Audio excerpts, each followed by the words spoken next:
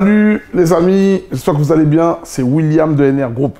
Ça fait longtemps que je n'avais pas fait de vidéo. Justement, on va reprendre ensemble cette routine pour pouvoir vous apporter un max de contenu et de valeur. C'est le moment pour moi, en fait, pourquoi j'ai décidé de reprendre les vidéos, c'est le moment pour moi de faire quand même un petit retour en arrière sur l'expérience. Donc ça fait plus de 7 ans que je fais de l'immobilier aujourd'hui avec mon équipe, avec ma femme, parce que j'ai la chance de pouvoir travailler, opérer avec ma femme dans le milieu de l'immobilier. Donc ça, on va dire que c'est le pouvoir de l'immobilier. Mais aujourd'hui, ce que j'aimerais vraiment partager avec vous, ce retour en arrière et se dire qu'en fait, là, c'est le bon moment pour pouvoir investir au pays. Investir au pays. Je suis parti de la Guadeloupe, pour ceux qui le savent, je suis originaire de Guadeloupe. Mon père, il est du Cameroun. Bon, je ne connais pas le Cameroun, c'est quelque chose aussi, ça fait partie de ma to-do list. Il faut que je parte au Cameroun pour justement aller découvrir le pays avec ma famille et mes enfants. Et aujourd'hui, en tout cas, ce que je connais, que je maîtrise, c'est la Caraïbe, la Guadeloupe. C'est ma terre d'origine, j'y vais chaque année. J'ai grandi là-bas, j'ai fait ma scolarité jusqu'au bac là-bas.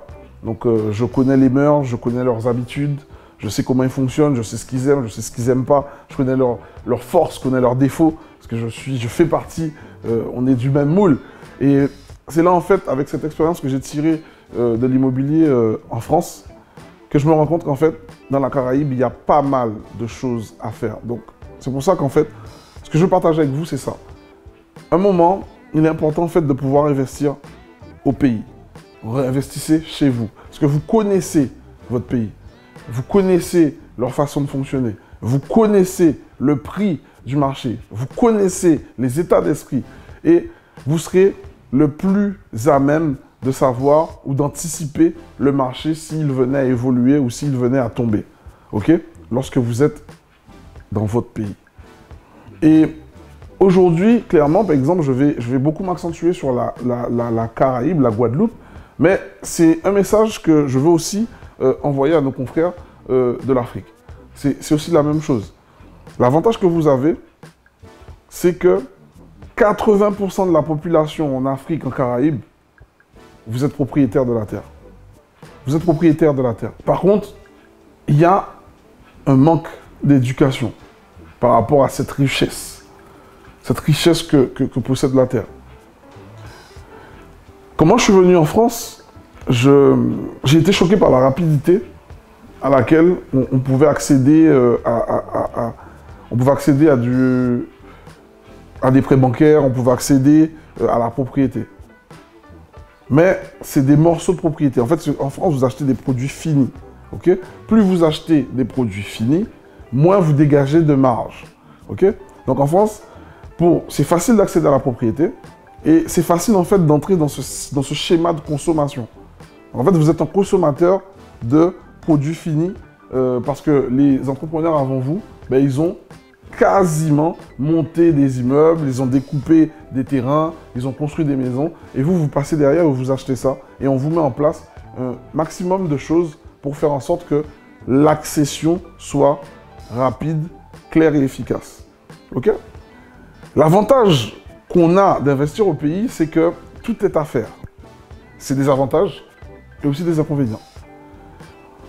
L'inconvénient, c'est qu'il faut se former pour savoir comment monter un projet de A à Z et qui va justement apporter satisfaction à la communauté. L'avantage que vous avez aussi, c'est que vous connaissez les besoins de votre communauté. Donc, vous apportez de la valeur à votre communauté. Et ça, c'est quelque chose de très, très puissant. OK?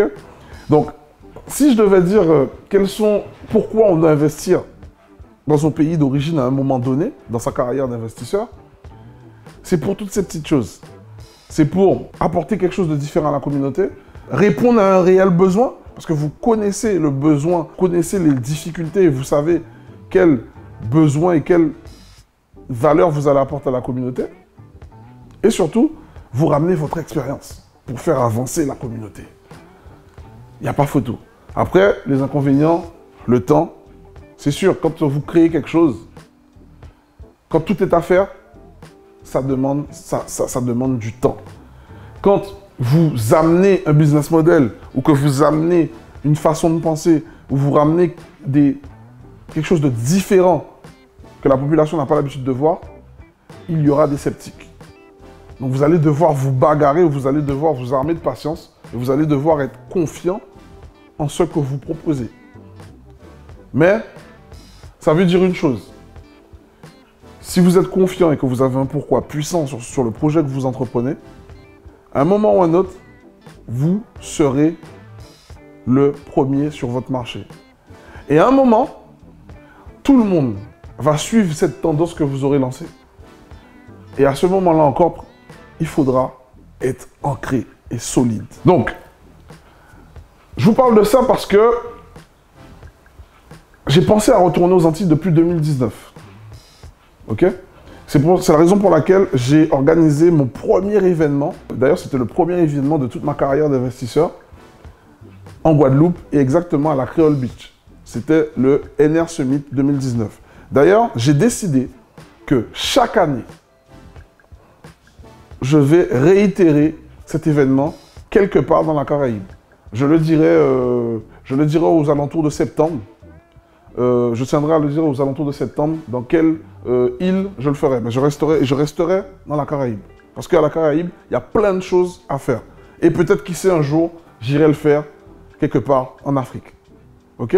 Mais pour revenir sur cette expérience d'avoir créé quelque chose en Guadeloupe, au début, j'ai eu beaucoup de personnes qui m'ont dit « Oui, mais il n'y aura personne qui va venir dans ton événement. Il n'y a pas d'entrepreneurs en la Caraïbe. Il n'y a pas d'investisseurs. » Et j'ai bien fait de ne pas écouter ces personnes. Parce que je me suis rendu compte que ma communauté, elle est en Caraïbe. Je me suis rendu compte qu'il y a pas mal de personnes qui font des choses dans la Caraïbe et qui font de belles choses. C'est juste qu'on ne les met pas assez en lumière, en fait.